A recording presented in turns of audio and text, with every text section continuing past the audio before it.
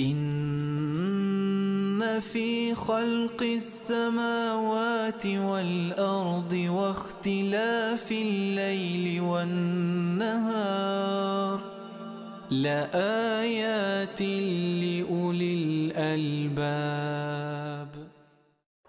بسم الله الرحمن الرحيم. الحمد لله رب العالمين والصلاة والسلام على أشرف المرسلين Sayyidina wa nabiyyina Muhammad wa ala alihi wa sahbihi ajma'in. Alors aujourd'hui, je vais vous donner le cadre de ce qu'on va faire. Donc ce que je vous ai mis ici au tableau, je le mettrai ici au tableau aussi en face, c'est quelques passages de Surat Yusuf alayhi salam. Alors pourquoi je vous sors ce passage-là? Vous savez que normalement on était dans Juz Amma, Hisb Sabbih, on faisait les sourates petit à petit. Alors je vous explique rapidement, j'ai donné un cours mercredi, j'avais un cours, et dans ce cours c'était le thème de la prière, au niveau technique et tout. Et ce que j'expliquais aux personnes, c'est que je leur disais, c'est bizarre, c'est étrange, mais l'être humain, lorsqu'il est éprouvé, pris par une épreuve, sa concentration dans la prière, elle est beaucoup plus intense qu'en dehors des épreuves. Et je leur ai pris mon exemple personnel. Je leur ai dit la prière, juste je vais vous donner une image pour rapprocher. La prière, il y a certains moments, quand tu commences à goûter à la prière, au départ, le goût de la prière, c'est comme une glace produit blanc. Première fois que tu vas goûter une vanille produit blanc. Le goût, il est agréable, c'est frais, tu te dis c'est bien. Puis il va se passer, Allah, il va te mettre des fois dans des cas particuliers, des épreuves où tu vas goûter une prière, un niveau de prière, où tu tombes, tu arrives au niveau de la gendas. Ça veut dire que tu es dans une prière, tu as goûté à des choses que tu n'as jamais goûté de ta vie. Tu pleures, tu es dans un autre monde. Tu es en face d'Allah, tu sens qu'Allah il est en face de toi, que tu es en communication directe avec lui. Ce qui se passe, c'est que la foi, elle monte et elle descend. Et à un certain moment, ce niveau dans lequel tu étais, une fois qu'Allah il ôte de toi une difficulté, une épreuve, qu'est-ce qui se passe? Tu retombes à la routine, les habitudes, et tu rentres dans ta prière, tu ne sais même plus ta prière, 2 rak'at, 3 rak'at, 1 rak'at, tu es perdu dans ta prière. Et moi, c'est ce que je leur expliquais. Je leur expliquais, voilà, que ça fait voilà, un certain temps que ce goût, je ne le sens pas. Ça veut dire que je rentre dans ma prière, je rentre, c'est une mécanique. Tu rentres dans la prière, tu sors, il n'y a rien. Et ça me faisait mal au cœur. Pourquoi? Parce que j'ai déjà goûté à une prière, j'ai déjà goûté à des prières où il y avait une concentration. Et là, il n'y a rien.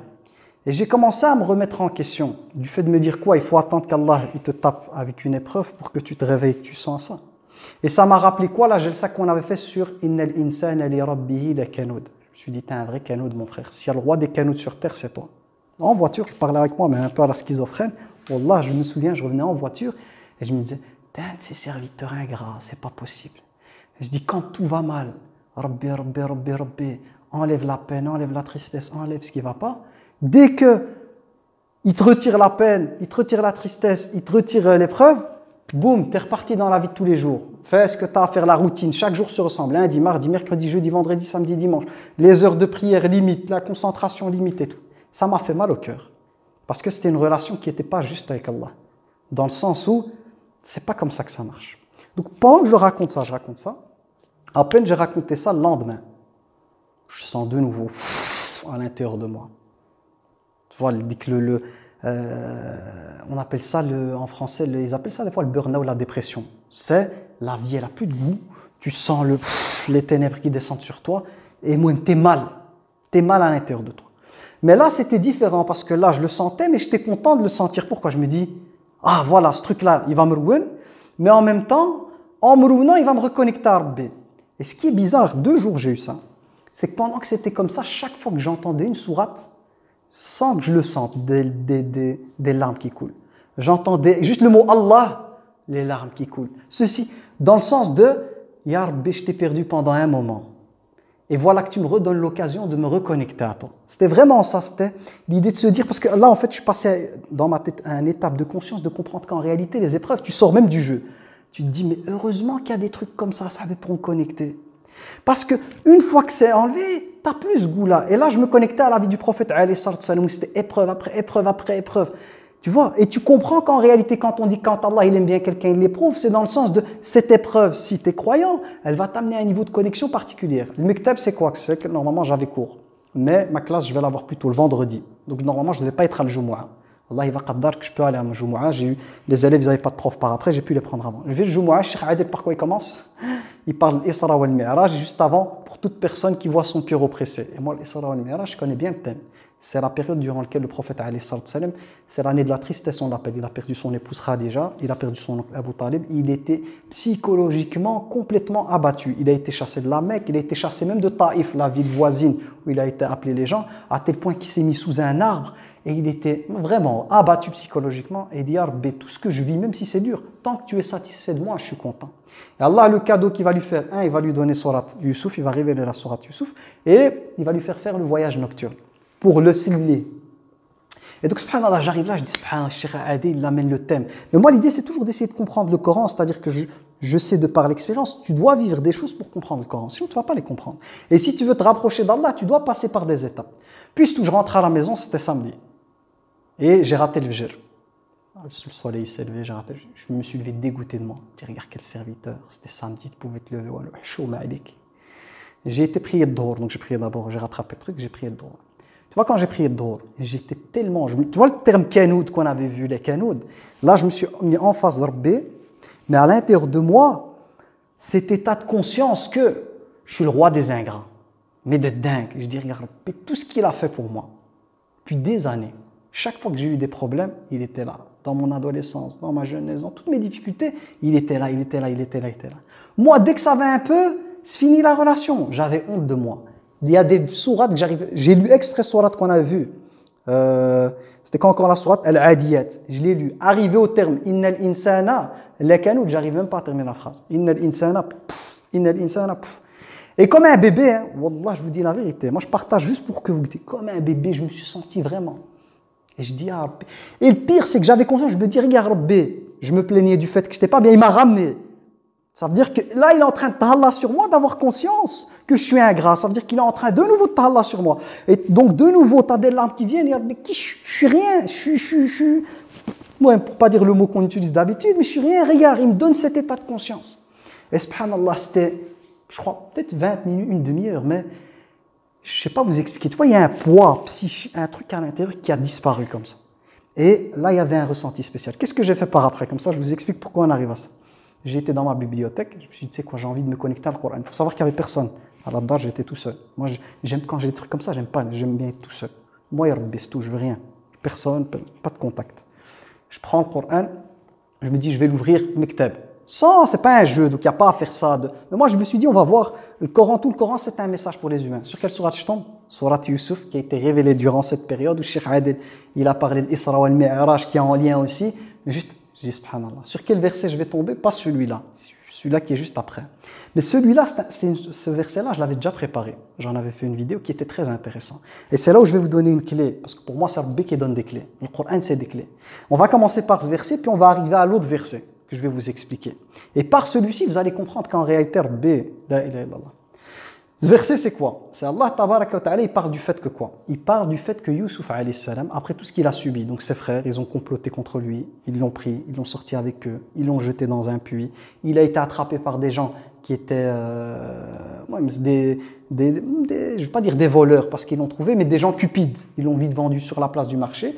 Et Allah, il nous dit quoi ici? Il dit qu'il a été acheté par un homme d'Égypte, Allah, tabaraka wa ta'ala. Et il a dit à son épouse, voilà, on va lui donner hospitalité, prends soin de lui, peut-être qu'il sera utile pour nous, on va en faire un fils. Là, ce qui va me toucher, c'est l'après.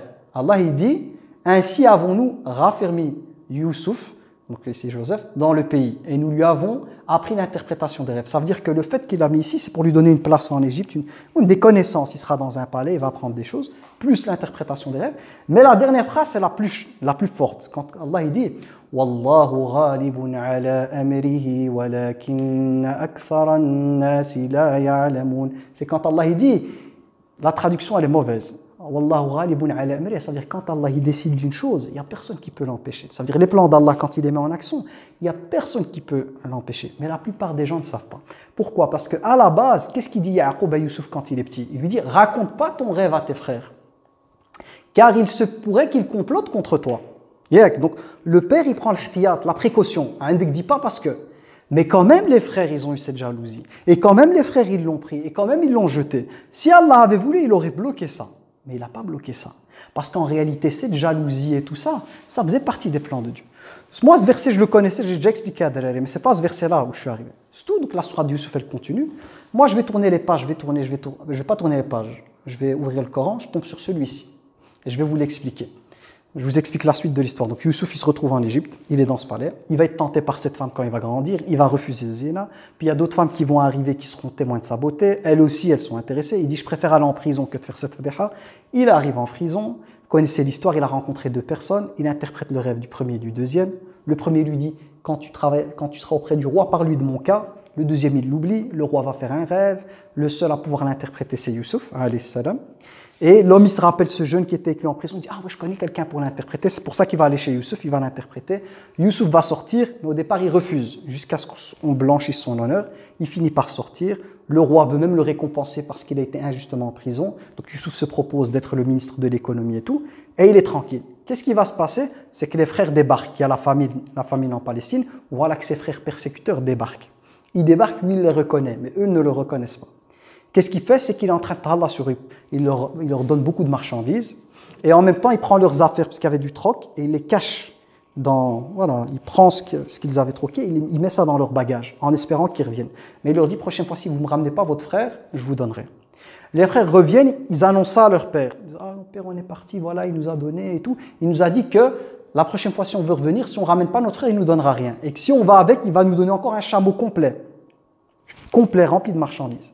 Et puis, ils ont été fouillés dans leurs affaires, ils ont vu que, regarde, il nous a même remis notre truc. Là, il faut savoir que les prophètes, ils savent lire entre les lignes. Dans le sens où il dit, bizarre, comment ça? Pourquoi déjà ramener le frère pour donner encore? Pourquoi cette obligation de? C'est la question que tu te poses de un. De deux, quand tu fais du commerce tijara, le type, c'est pas tu viens t'acheter des trucs chez lui et te remettre ton argent dans ton sac. Le but du commerce, c'est de prendre et de... Voilà, on est d'accord ou pas? C'est pas de remettre la marchandise. Donc, il se pose des questions. Et qu'est-ce qu'il fait? Il a déjà eu la blessure une fois, il ne sait pas c'est quoi. Est-ce que c'est les frères qui complotent? Bref, là, il ne sait pas exactement ce qui se passe. Il demande au fils de promettre, comme quoi ils vont le remettre devant Allah, parce que ça s'est déjà passé avec Youssouf, ils promettent. Avant d'y aller, c'est ça le verset qui touche. Avant d'y aller, il leur donne un conseil. Il leur dit, oh mes fils, qala ya baniya la tadkhulu. Il dit, oh mes fils, ne rentrez pas par une seule porte, mais rentrez par des portes dispersées. Ça, c'est ce qu'il leur dit d'abord. Pourquoi? Il va l'expliquer par après. Il leur dit, en fait, le pourquoi n'est pas expliqué. C'est ça que je voulais dire. C'est qu'Allah, tabaraka wa ta'ala, des fois, il raconte des histoires, subhanah, il nous cite des histoires, mais il ne t'explique pas les détails. Pour te dire, oublie les détails. Prends le cœur de l'ayat, ce qu'il te dit. Donc, les détails, on ne sait pas pourquoi il a fait ça. Il leur a juste dit, vous arrivez, prenez des portes différentes. Certains ulama, ils ont dit, de peur d'avoir la haine, comme c'était des beaux garçons, etc., ils rentrent tous comme ça. C'est le mauvais œil. D'autres, ils ont dit non, c'est une banda de 10 qui rentre. Ça va là, pour la sécurité du pays, peut-être que voilà, ça va. Tu vois, c'est comme tu as 10 jeunes qui traînent dans un quartier, ils passent, la police en général, ils voient 10 têtes rentrer quelque part. Hein, tu as des soupçons dessus ou quoi? Il y a plusieurs interprétations. Mais le fond de l'histoire, c'est quoi? C'est qu'il leur dit voilà, prenez ces précautions. Et la suite, c'est elle la plus forte. Quand il dit wa ma ughni ankum min Allahi min shay. Avec tout ce que je vous ai dit, je ne peux rien pour vous si Allah il a décidé de quelque chose. Ça veut dire s'il a d'autres plans. Ça veut dire que même avec tes précautions, si Allah il veut quelque chose, prends les meilleures précautions au monde. Pas moyen de filet. C'est ce qu'il leur dit. Puis il dit Inil hukmu illa lillah. Ça aussi c'est intéressant. En disant le commandement, le hukm c'est la décision, le commandement n'appartient qu'à Allah. Ça veut dire quand Allah il décide, oublie frère, prends toutes les causes que tu veux, fais ce que tu veux. Ce qu'Allah veut va se passer. Va se passer. Même si tu fais. Je donne un exemple. Tu prépares ta voiture, tu vas chez le mécano, il vérifie tout, tu mets ta ceinture de sécurité, tu fais tout ce qu'il y a à faire, tu as tout. Si Allah il décide sur le chemin, tu vas décéder, fais ce que tu veux, tu vas partir comme ça, même avec toutes les sécurités du monde. C'est un peu ça que l'ayah dit. Autre chose qu'elle dit l'ayah, des fois tu as des plans dans ta tête, indique ceci, indique cela, tu calcules pour enlever quelque chose à quelqu'un ou ne pas donner quelque chose à quelqu'un. Sache que si Allah il veut quelque chose, ça ne sert à rien, mon ami. Comme avec Youssouf, ils voulaient retirer Youssouf de la famille pour avoir l'amour de leur père, ils n'ont rien eu du tout. Mais au contraire, ils ont renforcé ce qui va arriver à Youssouf, c'est-à-dire son côté élevé par le mal qu'ils lui ont fait. En réalité, ils sont en train, entre guillemets, de le préparer son avenir dans les plans d'Allah. Et ça, c'est ce qu'Allah il disait quelques versets avant, quand il dit Wallahu ghalibun ala amri, c'est-à-dire quand Allah il décide quelque chose, il l'emporte sur les gens, et puis il te dit Walakinna akthara an-nas la ya'lamun. Les gens ils savent pas que toutes ces causes, tout ça, c'est ce qu'il veut lui qui va se passer, c'est ça qu'il dit. Donc il leur dit ça. Et puis il dit, à la fin il dit donc inil hukmu illa lillah, il dit alayhi tawakkalt, c'est-à-dire Yaqub il dit c'est en lui que je place ma confiance. Wa alayhi falyatawakkalil mutawakkilun. Et c'est en lui que les gens qui doivent les vrais mutawakkil, ceux qui placent leur confiance, c'est en lui qu'il faut la placer. Allah tabaraka wa ta'ala, il va commenter les paroles de Yaqub. Qu'est-ce qu'il va dire subhanahu? Il va dire وَلَمَّا دَخَلُوا مِنْ حَيْثُ أَمَرَهُمْ أَبُوهُم. Donc quand ils sont rentrés par les portes, comme leur a dit leur père, donc il dit ça, مَا كَانَ يُغْنِي عَنْهُم مِنَ اللَّهِ مِنْ شَيْءٍ. Allah il dit, tu vois le fait qu'ils rentrent par des portes séparées, tout cela ne sert à rien si Allah il voulait quelque chose. C'est Allah qui dit ça. إِلَّا حَاجَةً فِي نَفْسِ يَعْقُوبَ. C'est simplement Yaqub, il leur a dit ça, parce que c'était dans sa tête. Tu vois, des fois, les parents, ils ont ça quand ils ont fais attention et tout. C'est ce besoin. Yaqub, il savait, c'était un besoin de le dire. Mais Yaqub, dans son cœur, il sait très bien que, même avec ses précautions, si Allah il décide quelque chose, ils ne pourront rien faire.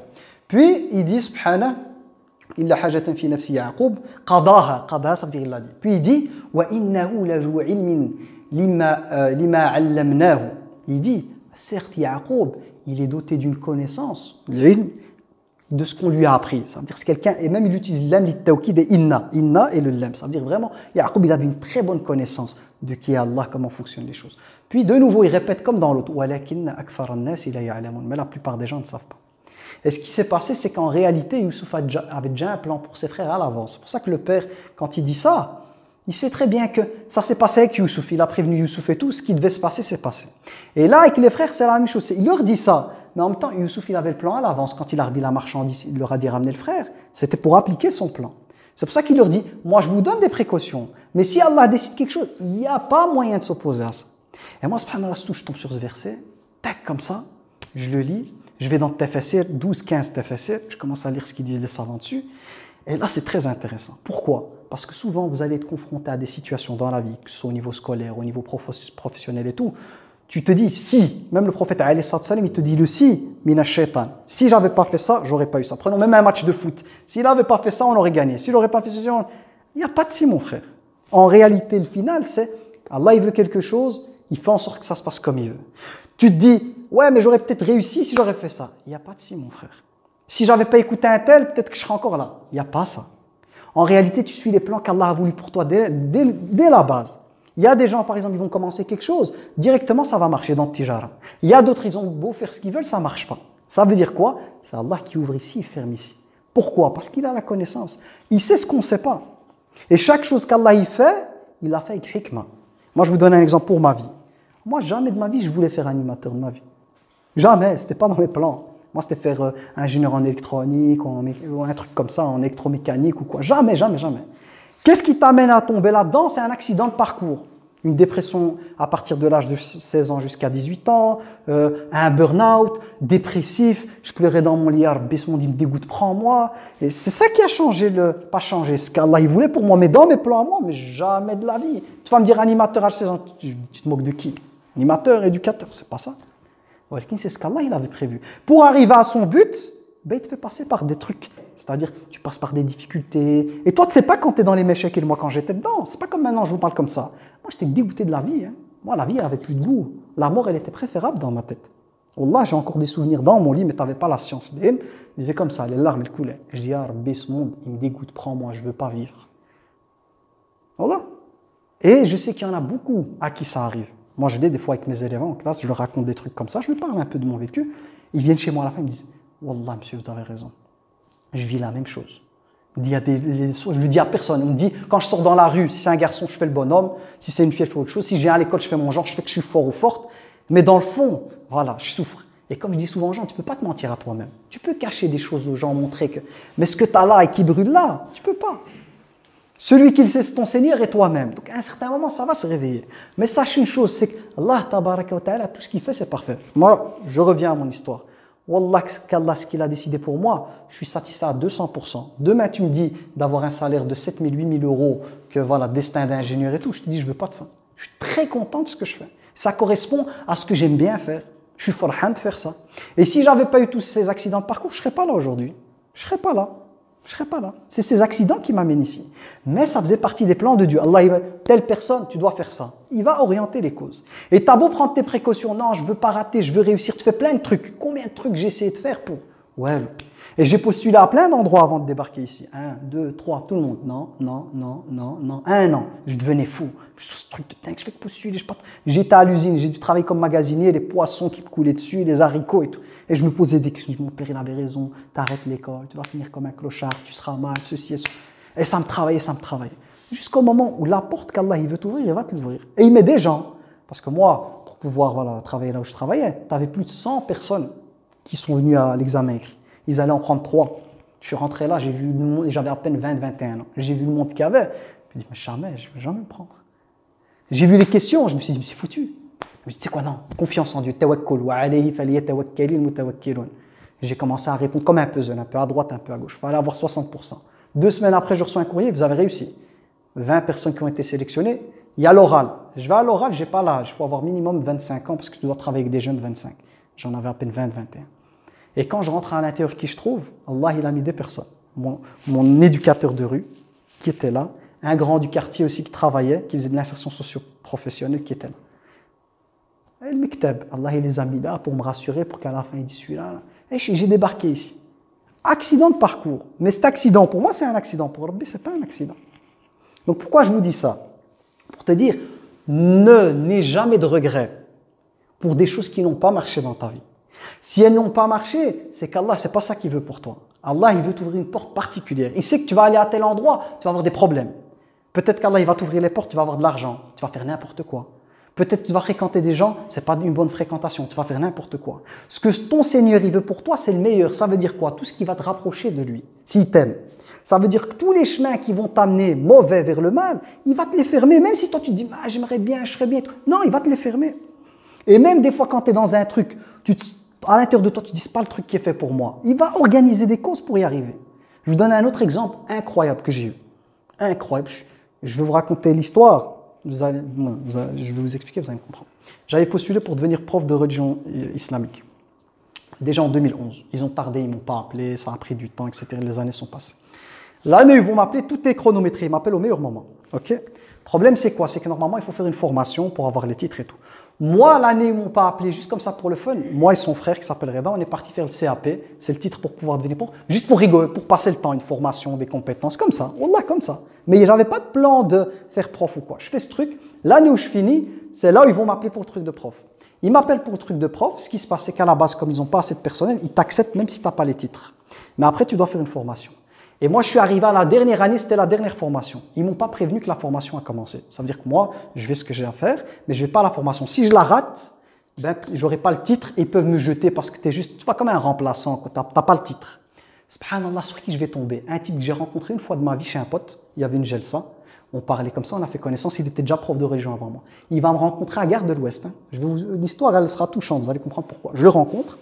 Je l'ai rencontré en 4 minutes. Il est venu chez moi, salam alaikum, comment tu vas? Ah, tu as commencé et tout. Il me dit, tu sais que la formation, elle a commencé, c'est la dernière. Après, c'est autre chose, sur 3 ans, ça va être difficile.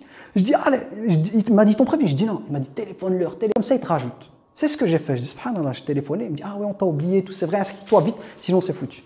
Le type en question, il est mort il y a quelques années. Il a à peine 40 ans. Moi, ce type, je vais le voir 2 fois dans ma vie. Une première fois pour faire connaissance, une deuxième fois pour qu'il joue. Il intervient dans mon histoire. Avec une parole, il est intervenu. Je tombe comme ça, on aurait pu parler du beau temps, tout ce que tu veux. Mais comme Allah, il avait un rôle pour moi dans ces écoles, peut-être un jeune que tu vas toucher ou une jeune quoi, qui va revenir sur le chemin et tout, Wallah, le type, je l'ai rencontré comme ça, on pouvait parler 10 000 trucs, 4-5 minutes, il va me parler de quoi? C'est moi, ah, t'as travaillé comme prof, tu sais, la formation, ils ont commencé, ah, allez, mais je n'étais pas au courant, ils m'ont rien dit, ouais, tu sais quoi, téléphone-le. Je ne l'ai plus revu jusqu'à ce qu'on m'apprenne, un tel, il est mort. Moins de 40 ans. Vous comprenez ce que j'essaie d'expliquer ou pas? De vous dire quand Allah il veut ton bien, il organise des choses. Il y a une règle que je dis à tout le monde, c'est la plus importante, parce qu'on pose souvent la question, mais comment faire en sorte qu'Allah, chaque fois, il t'oriente vers le bien? Taqwa, la crainte de Rabbi. Marche toujours là où ton Seigneur te dit, glisse pas, fais pas le haram. Tu as toujours une balance entre les deux, tu as Rabbi et tu as le reste. Si pour le reste tu glisses et tu te mets Rabbi à dos entre guillemets, c'est le toboggan comme je dis, c'est-à-dire tu passes à une autre histoire, tu passes à autre chose, qui sera peut-être un bien, tu vas tomber et tout. Mais s'il n'y a pas cette taqwa dans la vie, de faire attention, j'évite le haram, je marche droit, je fais salat et tout ça, si tu as ça, même si c'est dur, wallah, que ce que ton Seigneur décide pour toi, c'est ce qu'il y a de mieux. Même si c'est amer, tu ne comprends pas, les années vont passer, tu vas comprendre. Maintenant, moi, je comprends tout ça. Et il y a même des choses que j'ai vécues moi personnellement par rapport au cadre familial difficile et tout, que maintenant je comprends le pourquoi. Et quand j'étais dedans, je ne comprenais pas pourquoi. Pourquoi des trucs comme ça? Pourquoi ceci? Avec des années par après, tu te dis, alhamdulillah qu'il y a eu ça. Alors quand tu es dedans, wallah, je ne vais pas dire wallah, tu ne dis pas alhamdulillah, tu dis ça, c'est comme ça. Tu vois, et tu racontes à personne, tu gardes ça en toi et tu ne comprends pas ce qui se passe. Les années passent, Tu regardes en arrière, tu te dis, ah, il y a eu ça, mais en vérité. Et il y a beaucoup de choses, Wallah, je vous jure, il y a beaucoup de choses dans la vie. Si tu mets B comme objectif, il y a des choses qui peuvent se passer dans ta vie que tu ne comprends pas. Dans le sens positif du terme. Tu es dans un truc, tu avances dans ton truc, une personne que tu rends compte d'eux, boum, le truc il change. Et ce que je vous dis, c'est moi je vous parle de la part de l'histoire maintenant, mais la suite par rapport à ce que Dieu a décidé il y a 5 ans, 10 ans, le pourquoi du comment, ça prend du temps. C'est pour ça, et je résume, c'est pour ça que Al-Khadir, quand il était avec Moussa, qu'est-ce qu'il lui a dit? Il lui a dit, tu ne vas pas se barrer. Pourquoi tu ne vas pas se barrer? Il lui a dit, comment tu veux se barrer sur des choses que tu ne peux pas comprendre le pourquoi? Et dans nos vies, souvent, c'est comme ça, il y a des trucs qui te tombent dessus, mais tu te dis, pourquoi Rabbi il me fait passer par ça? J'essaie d'être niché, c'est vrai, j'ai des péchés, je suis humain, mais pourquoi Rabbi il met là-dedans? Ou pourquoi, voilà, j'étais bien dans un truc, j'allais réussir mon truc, j'allais avoir mon travail, j'allais avoir le truc, puis il s'est passé, j'ai écouté quelqu'un, boum, j'ai dit, tu sais quoi, non, je ne prends pas ce truc, je vais prendre autre chose, puis j'avais le truc. Pourquoi Rabbi il a fait ça? En vérité, il ne fallait pas que j'écoute telle personne, peut-être maintenant, voilà, j'aurais bien réussi ma vie, j'ai une carrière et tout. Ouais, Rabbi, c'est ce qu'il fait. Tout est fait parce que Rabbi, il veut. C'est ça le résumé. Le résumé, quand il dit ça, l'ayah, elle dit quoi? Moi, quand je l'ai ouvert, c'est ça, c'était une révélation. J'ouvre, te dire, mon ami, sache une chose, c'est que toi, tu as une mission, c'est de taqillah dans ta vie. Tout le reste, c'est le planifier, entre guillemets, pas donner un nom à Allah, mais c'est le mudabbir, celui qui planifie les choses qu'il a fait. Tu as beau prendre tes précautions et tout, oublie tout ça. Si Allah, il veut quelque chose, c'est ce qu'Allah, il veut. Mais toi, tu as un devoir, c'est taqwa. Et Youssouf, alayhi salam, c'est la leçon qu'il nous donne. Quand il s'est retrouvé avec cette femme, toute belle, qu'il l'appelle, tout, elle ferme les portes et tout, c'est elle qui l'appelle. C'est même pas lui qui l'appelle. Tout, elle s'est préparée. Qu'est-ce qu'il a dit? Bon, c'est pas de ma faute, hein. C'est elle qui m'appelle, c'est la patronne, tu sais quoi, bon, voilà, il n'y a rien à faire. Non, impossible. Il a dit quoi? Il a dit, mais Allah. Ça veut dire que même lui à la dalle, il n'avait pas des yeux en chemin. Parce que s'il avait des yeux en chemin, tu construis ton plan. Et le jour où elle lui fait, you, je suis là, ben, il était déjà prêt. Mais lui, le fait qu'il soit choqué, il dit, mais Allah, t'es folle. C'est qu'il n'a jamais pensé de ça dans sa vie. Donc il a dit, t'es folle, à quoi tu viens? Et elle a continué. Ça veut dire qu'elle ne sait pas, elle s'arrête. Elle lui court derrière, elle lui arrache la chemise. Ça veut dire qu'elle voulait le bouffer comme un sandwich. Elle voulait le manger. Et là, bon, elle veut me manger, c'est pas de ma faute, hein. Bon, je vais me faire manger, alors tu vois. Non, taqwa. Mais comment ça s'est fini? C'est que le truc là, par le fait qu'il a refusé ça, il a eu des problèmes ou pas? Il a eu des problèmes. Mais il a eu des problèmes pour qui? Lillah. Il dit, je préfère, c'est lui qui dit, Ya Rab, as-sijnu ahabbu ilayya mimma yad'unani ilayh. Ya Rabbi, la prison, elle m'est préférable que ce qu'elle me demande, toutes ces femmes. Regarde ce qu'il dit, c'est un truc de fou. Il dit, je préfère aller en prison que de faire ça. Et si tu me laisses, regarde ce qu'il dit, c'est Youssouf, il dit, si tu me laisses comme ça, j'ai peur de craquer. Comme ça. Elles vont faire de moi comme un bébé. Je veux pas. Il a été en prison, et en prison, qui rencontre? Comme je vous ai parlé du gars qui m'a rencontré 2-3 minutes. Il rencontre un gars dans une cellule, il devait aller dans cette cellule-là, pas une autre. 2 personnes, un qui devait mourir pour lui faire la da'wa avant sa mort, parce qu'il aura parlé de Rabbi. Il va mourir, mais peut-être qu'il a shahad ou pas, on ne sait pas. Et le deuxième, il en aura besoin par après. Mais le type dont il a besoin, il a complètement oublié Youssouf. Quand il est sorti, tu viens de sortir de l'habs et tout, tu as oublié ce qui se passe. Allah, il va faire une cause, utiliser une cause, le rêve du roi, pour ramener le type. Ah ouais, Youssouf. Mais sortir dans les meilleures conditions, parce que s'il était sorti dès le départ, il va sortir, ok, chef Azil, le roi, il s'en fout de lui, ok, c'est quelqu'un qui a fait le haram, et sort-le. Là, non, il va vouloir laver son honneur. Ça veut dire, je sors, ok, mais je ne sors pas comme ça, on va laver mon honneur. Et le roi, il va voir, il a aidé l'injustice, donc il va avoir un titre supérieur. Ça, c'est les plans de Rabbi. Mais il est resté en prison quelques années, pas de dire, oh, il était en prison, ça a duré une semaine. Allah, il dit, bid'a, j'ai oublié le terme, c'est bid'a, mais à la fin, j'ai oublié, c'est bid'a, je crois. Je ne suis pas sûr. Sinin veut dire, quand même, entre 3 et 9 ans, al-habs pour rien. Mais le moment où il sort, Rabbi, il ouvre. Et puis il lui ramène les persécuteurs, ses frères qui arrivent. Marhaba bikum, venez. Et tout ça. Donc résumé de l'histoire, là je vous ai dit, c'est spirituel, il n'y a pas de langage. C'est d'avoir ça dans son cœur. Que notre vie, toute notre vie, on a des choix. Tu as le choix du bien et du mal. Le bien va t'ouvrir des portes, le mal va t'ouvrir des portes. Le bien, il t'ouvre une porte vers la droite, on va dire, l'autre à gauche, tu t'éloignes des 2 chemins. Ça t'ouvre d'autres chemins. Tu te repens, il y a une autre porte qui s'ouvre. Parce qu'Allah, il est Ghafour Rahim. Tu as fait une bêtise, tu vas passer à autre chose qui est bien, qui correspond à ton autre chemin. Mais tu es dans la taqwa, tu es vite, Allah, il t'ouvre des portes. Et je vous ai dit, c'est lui qui s'occupe tout le reste. Et ce que veut Allah, tu ne peux pas. Tu as beau anticiper, faire ce que tu veux. Il n'y aura que ce que Rabbi veut. Alors, ne te casse pas la tête. Casse-toi la tête pour une chose. Abadallah, sois pas comme moi, Kenoud. Sois pas ingrat. Fais, sois reconnaissant. Fais pas les choses pour qu'Allah il te donne. Fais les choses par amour pour Allah. Fais les choses pour dire, Ya Rab, tu m'as déjà tout donné. Déjà que tu m'as donné que je te reconnaisse, c'est bon. C'est la meilleure chose que tu m'aies donnée. Le reste, c'est en plus. Et quand on a ça, tu arrives à un niveau spirituel particulier. Est-ce que c'est clair? Yes? Donc il y aura d'abord le tour de table. Le tour de table viendra juste après la vidéo. Et maintenant je fais la dua. Subhanakallahumma wa bihamdika ashhadu an la ilaha illa anta astaghfiruka wa atubu ilayk. Salam alaikum. En fait, moi je repense à ce qu'il a dit Abou Bakr quand il t'arrive beaucoup de choses dans ta vie, tu dis en vérité pourquoi ça m'arrive qu'à moi, pourquoi je ne réussis pas dans cette branche. Moi en fait j'ai eu ce problème-là quand j'étais jeune, j'arrêtais chaque fois pour une branche. Il me faisait chaque fois rentrer mes années pour une seule branche, je ne comprenais pas pourquoi. Et j'ai abandonné, j'ai arrêté l'école, je suis parti faire des petits travails qui ne me plaisaient vraiment pas. Et bon, j'ai vraiment souffert pendant un bon bout de temps. Alhamdoulilah, maintenant j'ai trouvé le travail qu'il faut. Je le dis, je l'ai dit, Rabbi s'il n'a pas voulu me donner ce chemin-là, c'est que peut-être j'aurais percé, j'aurais eu des diplômes, j'aurais eu de l'argent, et j'aurais pas pris le chemin de Rabbi, tu vois. J'aurais pu de l'argent, j'aurais fait le haram, j'aurais vraiment zappé ce chemin-là, le chemin de Rabbi. Et je remercie Rabbi, comme toi, Wallah al-Adim, tous les jours je remercie Rabbi, le travail que j'ai, la vie que j'ai, Wallah al-Adim, j'espérais pas mieux. Franchement, je suis heureux, je ne demande pas plus que ça. Bon, barakallahu fikum, mais il faut placer la confiance. Sa confiance, il faut te coller à Allah. Il n'y a que ça qui va marcher, il n'y a que ça qui va nous aider dans cette vie, dans ce bas monde. Barakallahu fikum. Moi, j'ai eu la même chose que Omar. Moi, j'étais aux études et pour moi, ça marchait pas. J'ai recommencé une fois, deux fois, trois fois ma première en supérieur et ça marchait pas. Et moi, je comprenais pas pourquoi. Alors que j'étais assidu, j'étudiais et tout. Et ma dernière année, j'ai raté pour un 9 et ils m'ont pas délibéré, tu vois. Et moi, déjà là, je me suis dit, je vais aller travailler, tu vois. Et en même temps, j'ai eu des projets pour me marier et tout. Et subhanallah, à un moment, je me suis dit, en vérité, je vais aller fidallah. Je vais commencer et je me dis, je vais placer entièrement ma confiance en Allah. Parce que j'ai pris une petite maturité en me disant que ça n'allait pas. Je me dis, en vérité, je vais placer toute ma confiance en Allah.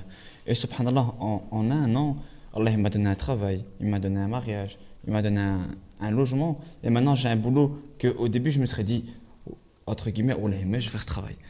Et puis maintenant, je suis arrivé, j'ai ce boulot, et alhamdoulilah, je suis tout aussi heureux. Je me dis, alhamdoulilah, c'est que je ne devais pas faire ça. Et que Allah il m'a donné autre chose, et ce autre chose, il est peut-être sûrement beaucoup mieux que ce que j'aurais pu faire. Et quand tu parlais, tu m'as fait passer à autre chose. Tu disais à un moment que que ta foi, tu la ressentais plus dans ta prière et tout. J'ai eu la même chose moi aussi, je t'en avais parlé il y a 2-3 semaines. Et subhanallah, moi, ce qui m'a fait revenir, c'est récemment, il y a 2-3 jours, pour ceux qui connaissent sa voiture, j'ai le roulement de ma voiture qui allait sur l'autoroute. Et subhanallah, la roue, elle a tenu.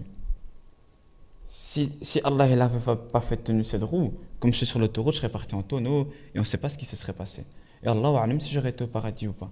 Et subhanallah, je me suis dit, quel rappel. Allah il m'a donné un rappel devant moi comme ça. Et ce matin, je priais le ciel et je pleurais. Et je me disais, comment je suis ingrat, Allah il me donne tout et moi je suis là, je ressens pas, j'arrive pas à être assez reconnaissant. Or qu'on sait que notre prophète, qui est le meilleur des hommes, était le plus reconnaissant. Et je me dis, moi je suis un moins que rien et je suis même pas reconnaissant comme il se doit. Voilà, en tout cas, Barak le fait protéger le sang. Ça marche pas. Moi je crois que je vais rejoindre. Allez, je crois pas. Je crois que tout le monde, c'est un peu le mot de tout le monde aujourd'hui, le tawakkul. Je vais rejoindre ce que viennent dire les deux frères, Omar. J'écoutais ce que tu disais, et c'est vrai que quand tu disais quand B il décide quelque chose pour toi, voilà, tu peux faire ce que tu veux, tu prends les précautions, tu peux faire ce que tu veux, c'est comme ça. Moi, il y a plusieurs situations qui me sont passées par la tête, et l'un des plus marquants, c'est ma présence ici. C'est par là, comme tu le sais très bien, je connaissais Bida depuis à l'école, on était toujours ensemble, et puis on s'est perdu de vue pendant, je crois, 3-4 ans, et c'est par là une fois, je me rappelle comment j'ai repris ces Gilsa ici, comment j'ai commencé ces Gilsa. Tu avais rencontré Ilyes à la mosquée El-Amel, tu lui as dit venez, moi je savais même pas, je t'avais pas vu. Et je crois que ça fait 5 ans, et alhamdoulilah, tu vois, voilà, c'était même pas prévu ni rien, aujourd'hui je suis ici, et on se rend pas compte, mais ça a une importance dans nos vies, dans le sens où voilà, c'est ce qui nous tient. Une semaine elle passe, On va dire, tu prends un toboggan, tu glisses, et subhanallah, ce dimanche, c'est ce qui nous permet de rester connectés. Et voilà, Rabbi, il a voulu que je vienne ici. Ça m'a ouvert plusieurs portes. Alhamdoulilah, j'ai fait l'Umrah. C'est grâce à l'Umrah, j'ai des trucs que je faisais dans ma vie. Voilà. J'ai eu le courage au boulot de dire stop à certaines choses. Alhamdoulilah, j'en avais pas le courage avant. Et voilà, toi, c'est tout ça qui ça est en train de me passer encore maintenant. Je trouve pas les mots, mais alhamdoulilah en vérité. On est ingrat, certes, mais alhamdoulilah. Barakallahu fik. طيب, moi, c'est difficile de trouver un mot après, mais moi je vais dire rahma, la miséricorde d'Allah. J'ai dit l'ingratitude, ça c'est ce qui me concerne. Et puis il y a Adil qui a donné l'aspect quand il a dit alhamdulillah que, entre guillemets, notre Seigneur avec lequel on traite, c'est Allah, c'est Arham ar-Rahimin, c'est le généreux, le Karim et tout. Parce que s'il devait, entre guillemets, nous traiter comme on le mérite, moi je parle pour moi, je suis mal, je suis très très très très mal. Mais parce que c'est Allah, parce que c'est le Karim, le généreux, le Rahim, malgré nos manquements, nos bêtises, Allah il t'arham. Tu l'oublies, il te ramène sur le chemin par quelque chose. Tu repars comme ça, il te ramène par. Et alhamdulillah, Allah. Pourquoi? Parce qu'au final, c'est l'humain qui a gagné. Allah, il n'a rien à gagner avec ça. C'est ça qui est encore plus touchant. C'est de te dire, Allah, il n'a rien à gagner avec nous. Donc quand il fait ça, il le fait vraiment pour nous, par amour pour nous. Parce qu'il n'a rien à gagner avec ça. On ne lui apporte rien. Nous, on a besoin de lui. Et en plus de ça, et je le disais l'autre fois, c'est qu'en plus de ça, tu fais ce qu'il te demande dans ton intérêt. C'est pour toi, ça va nourrir ton cœur et tout, mais il te promet un paradis éternel pour ce travail-là. Tu t'imagines? Tu te dis remercie-moi parce que je t'ai tout donné. Mais en vérité, ce que tu remercies, c'est pour les dons que je te donne. Et pour ça, je vais te donner le paradis. Je ne sais pas si vous comprenez ce que j'essaie de dire. Donc, à la base, on ne mérite rien. Même ce paradis, en vérité, c'est un cadeau extra. C'est pour ça que le prophète disait « Personne ne rentrera au paradis avec ses bonnes actions. » Ils lui ont dit « Même toi, ya Rasulallah ?» Il dit « Même moi. » Sauf si Allah m'englobe de sa rahma. Ça veut dire que la rentrée au paradis, c'est juste par miséricorde d'Allah. Après, les degrés, c'est les actions. Mais l'entrée, le ticket du paradis, on ne le mérite pas. On ne mérite pas. Si on devient poussière, c'est déjà très bien. Sans avoir de châtiment, c'est déjà si on veut vraiment équilibrer les choses. Allah, il est arham ar-rahim.